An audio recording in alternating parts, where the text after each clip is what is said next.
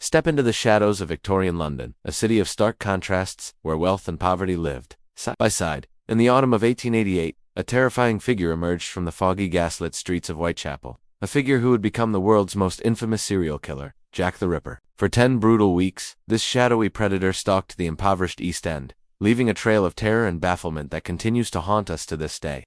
The nightmare began on August 31, 1888. The body of Mary Ann Nichols, a local woman, was discovered in Bucks Row. Her throat had been cut, and she had suffered horrific abdominal injuries.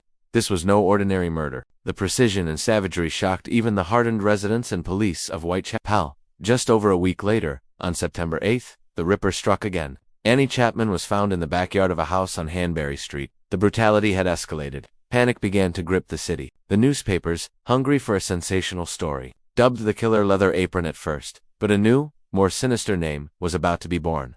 At the end of September, the killer committed what is known as the double event.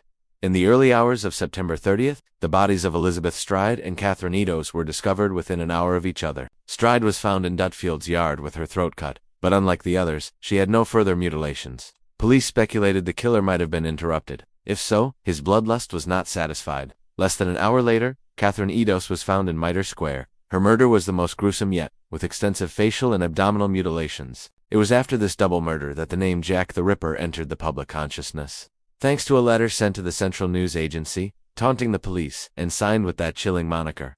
Was it from the killer himself?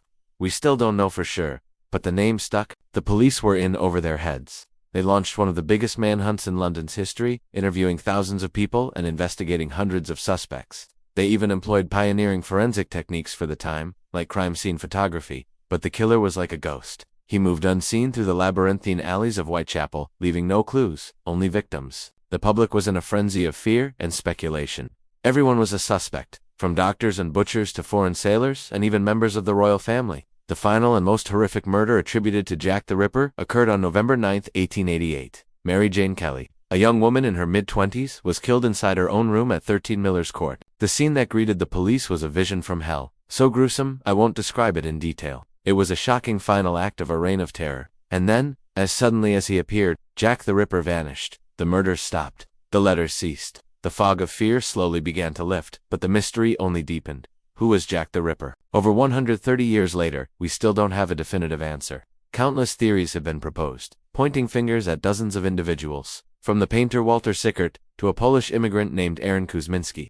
But despite modern DNA analysis and endless investigation, no suspect has ever been conclusively proven to be the man behind the myth. Jack the Ripper remains an enigma, a terrifying phantom from the past whose identity is lost to history. His legacy is a chilling reminder of the darkness that can lurk just beneath the surface of society.